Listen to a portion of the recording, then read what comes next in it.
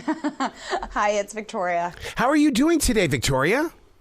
I'm doing very well. I'm really excited for all of this today. I'm so excited to talk with you because the reason why is I'm somebody who uses those VR goggles. And the thing is that the way you use your words, I don't need those goggles. You put me inside a story where I get consumed by everything that you were painting. Wow, that's a very high compliment, but that's exactly what I'm aiming for in all of my books. I like to say that I'm an entertainer first. And if I haven't immersed you and buckled you into a roller coaster, I haven't done my job. So then you totally believe in theater of the mind. I do, absolutely. I'm one of those people who, when I read a book, I see it like a movie in my head. Mm-hmm.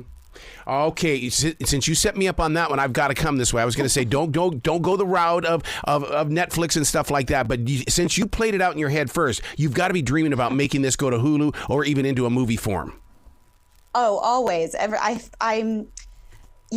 Every writer dreams about that. They dream about the biggest audience possible experiencing their work. But for me, it's just, I'm trying to see it the way an audience would so I can communicate it as best on the page so I can do that level of immersion. But of course, I'm always dreaming about that. Where did you learn that art of it's not about me, it's about those who receive? I went to film school. I studied screenwriting in college, and you're always in service of the audience because if you can't make the audience believe in your unbelievable things, then you're not telling them a story. They're not going to receive it. The final clash between kingdoms and gods. I mean, all must rise to fight. I love to hear those words because that tells me that it's not just one person going into battle. We have to create a community first, and that community must move forward. And I like that kind of basically subliminal writing. Yes, absolutely. And when I set out to write this story, I wasn't really thinking about sort of a theme or a motif or any kind of message I wanted to convey. It was more the story itself that enamored me. But as I was writing it, I realized the thing that I was communicating within myself was this sort of frustration I have with our world and our communities that can see all of these issues that affect all of us, but can't put aside our differences to sort of address them. And as I was writing these books, I realized that's what I'm trying to do. I'm trying to get that frustration out and sort of write what I want to see in our world. When these battles are witnessed by your imagination first, does it come out chronologically, or do you sit there and you have to keep coming back to it to build up the scene? A little bit of both. I have to write my books chronologically because I have to really be able to trace that sort of character journey. But with the battles themselves, I go from sort of a bird's eye view where I literally look at it from a top-down angle and I kind of draw out what it's going to look like from sort of a schematic standpoint. And then when I'm in it, you're trying to be as visceral and immediate as possible and really ground the audience in something that could otherwise be very confusing. Well, you know what's really interesting? I wish they made movies like that, but they don't. They go beginning, middle, end. Okay, well, let's go over here. Let's tweak this. Let's do that. But I mean, I'm totally with you when it comes. Let me lay it out first, and then we'll let the editors take it from there. A little bit. How do you envision the choice of preparing for a larger-than-life finale? Because I've always wanted. I'm a book writer, but I don't write like you do. I'm one of those self-help kind of writers. And the thing is, though, is that you're coming up, you're building up the scene, building it up, and all of a sudden, boom.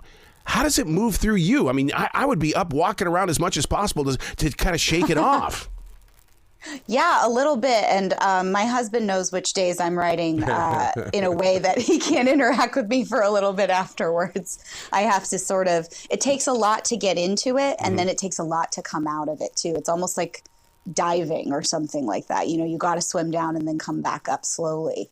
Writing is such a muscle, and at first it can be really weak and a little bit rusty, and then as I carry on in the books, I get better and better and faster, and a little more unhinged, probably. Do you believe that books are not written, but words are? In other words, one word has to lead to the next one.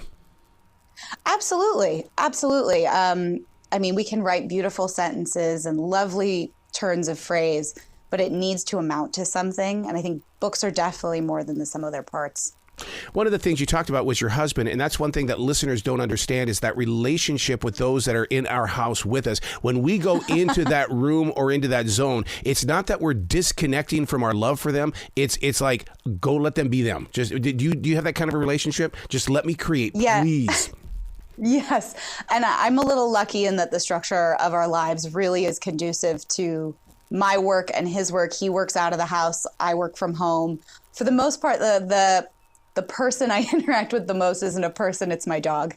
But it's lovely because then I get to work all day, be by myself, be in my own little world. And when he comes home, I'm sort of ready to interact with other people. Well, no, I totally get having the dog in there because Jazzy is with me at all times. The problem is when I go out there in the real world, I want my dog to be with me, but it's like, absolutely. I got to have my little buddy with me. I know. I mean, I'm on a book tour right now, and all I can think is I wish my dog was right here. Yeah. So when you have this, first of all, this is not a shallow battle. Listeners need to understand that this is a real, honest to God, ruthless enemy that's in here, a demon god. How do you envision that? Because as a writer, my first wife would sit there and get pictures of who she thought was playing that role.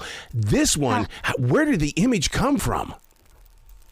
I think it's a little bit internal, and we all have sort of that amorphous shape in our heads of something that's almost too terrifying to really perceive fully. So in the story, I tried to hold on to that idea of that thing you glimpse out of the corner of your eye. And if you look at it fully, you'll never be able to look away again. So I wanted to give those flashes and sort of let the audience fill in the blanks themselves, because that makes it all the more terrifying and personal. Writers are always working on the next project. Can you talk about that next one? I'm in the middle of working on a book proposal for what will hopefully be my adult debut. Up until now, I've written strictly young adult and maybe a little bit of crossover with Realmbreaker, but this is going to be firmly in the adult space and in our real world. It's going to ideally be a historical fiction. But I'm figuring that out because in the past, I've only ever written a whole book and then turned around and tried to figure out what to do with it.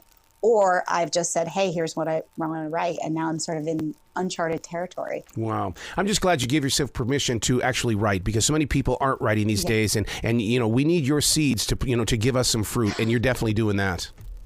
Well, thank you so much. I mean, so many people say, oh, I would just write if I had the time or if I had this or that. And I know so many authors who work against so many more restrictions than I have and still make it happen. So I feel like if you've got a story to tell, you have to do it.